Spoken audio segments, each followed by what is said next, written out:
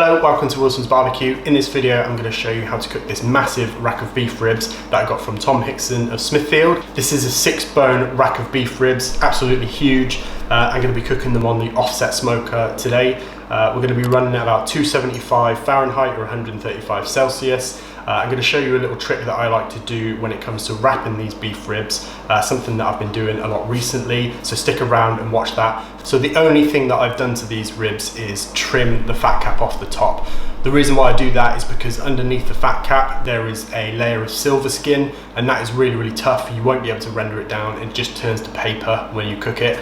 You could leave it on, the fat on top normally will render if it's not too hard. I like to take it off because that silver skin really bothers me. For now, we're going to be rubbing them, as always, for Texas style barbecue, the Good Rub Texas AF rub. So I'm going to be mixing in an additional part of pepper because I really want to go heavy on the pepper with these beef ribs and I don't want to over salt it. So we're going 2 parts pepper to 1 part salt. We'll get them rubbed and then we'll get them out to the smoker.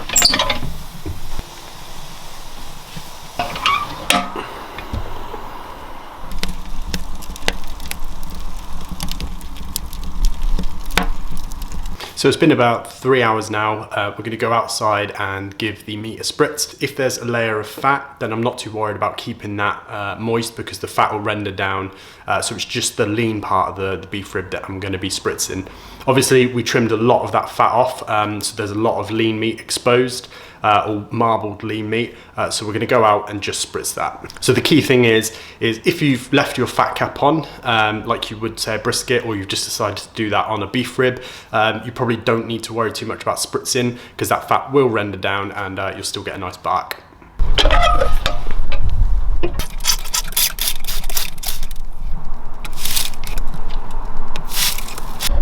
Right, so we've been on for about 6.5 hours. I'm going to wrap it. Have a little look at it here.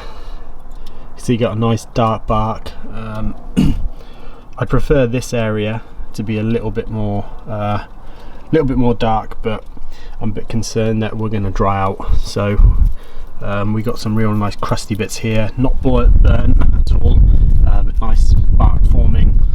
We've just got a little patch in the middle there which I prefer to be a little bit darker, so we're going to take this off, take it inside and wrap it up.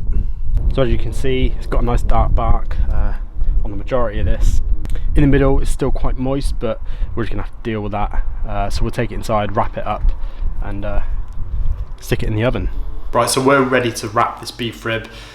We're going to do something slightly different to what I've done before, and this is something that I've been testing the last couple of times I've cooked beef ribs. What I'm going to do is I'm going to wrap it in butcher paper, as I always do for beef. So the reason why I use butcher paper is because I like the way that when the piece of meat is cooking in the butcher paper, why can't I talk? So the reason why I use butcher paper when I'm wrapping brisket or beef ribs or anything beef really, where I'm trying to get a really good bark, is because the paper itself absorbs a lot of the rendered fat on the surface. And during the remainder of the cook, while it's wrapped, and during the rest, the paper is wrapped around tightly the piece of meat and it continues to soak that bark in grease. And what that results in is a really kind of glossy black bark. So that's why I use butcher paper. What I'm also going to do is then wrap that in tin foil because I like the way that tin foil speeds up the cooking process. So I'm doing a little bit of both. I'm wrapping in butcher paper first and then tin foil to speed up the cook. What we're going to do now is put it into the oven because I don't want to waste any more fuel. The beef rib doesn't know where it is at this point, so it doesn't matter whether we put it in the oven or back onto the smoker, and I want to conserve some fuel and not have to tend the fire. So this is going into the oven around 275 Fahrenheit or 135 Celsius until it probes like butter. So put it in. So it's been about 8.5 hours. This has just come out of the oven. I've used my thermopen just to probe it, just to make sure that it probed nice and tender. Not really interested in the internal temperature, but it's probing nice and soft if I can get through the butcher paper. So what we're going to do is just leave this to rest now. You can leave it to rest for as long as you want. I'm going to leave it on the side until it gets to around 150 Fahrenheit internal temperature. I'm ready to eat this as soon as this gets to a nice serving temperature. So it's probably going to be about an hour and a half. So I'll leave it on the side. I'll check it every half an hour or so. Once it hits 150 internal, I'll probably slice it up and serve it. So these have been resting for about an hour and 45 minutes, maybe 2 hours. I'm happy with the internal temperature. It's about 145 in most places, 150 in others.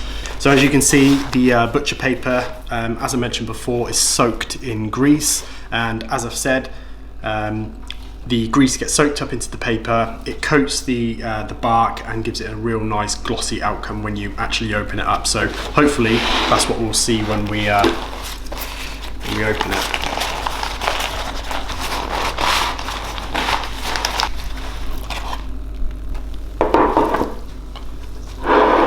And there we go. That's our 6-bone beef rib from Tom Hickson at Smithfield. That's looking pretty good. I mentioned when I took this off the smoker that there was a little bit of a soft spot here that hadn't gone quite as dark as I'd liked. And you can see that it's kind of darkened up, but still I think that could have had a bit of a better bark on it. I'd have preferred it if there was completely black bark all over, but it's still going to be good.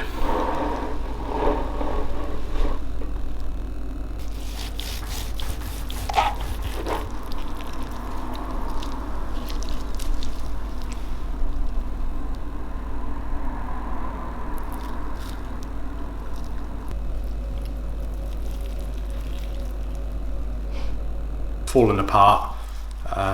Really tasty. That extra amount of pepper that I put on this has worked really well. I love it.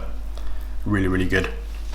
So just to quickly recap what we did. So we put this on this morning at around 275. We cooked it for about 8.5 hours until we got a real nice dark bark. Once we achieved that nice bark, we wrapped it in butcher paper, then wrapped it in tin foil, put it into the oven. You could put it back onto the smoker if you want at 275, and we cooked it until it was really tender and probed like butter, and then we rested it. Once the internal temperature had dropped after about an hour and 45 minutes to 2 hours, we sliced into it and ready to serve. So there we go. That's how I like to make beef ribs. Go to Tom Hickson of Smithfield's website and check this cut of meat out. It's incredible. Use my discount code. There's a description in the description below. There's a code on how you can get 10% off. If you like this video, subscribe to the channel, give it a like, drop a comment below. Go over to my Instagram, come say hello. Always happy to talk barbecue, and I'll see you in a week or so for another video. Hi, welcome to Wilson's Barbecue. Today we're going to be cooking a Boston Terrier butt. So this is our Boston Terrier that we will be using shortly. So I just need to take his butt off and pop it onto the smoker. I'm going to be running at about 624 to give it a really nice bark. That's about it.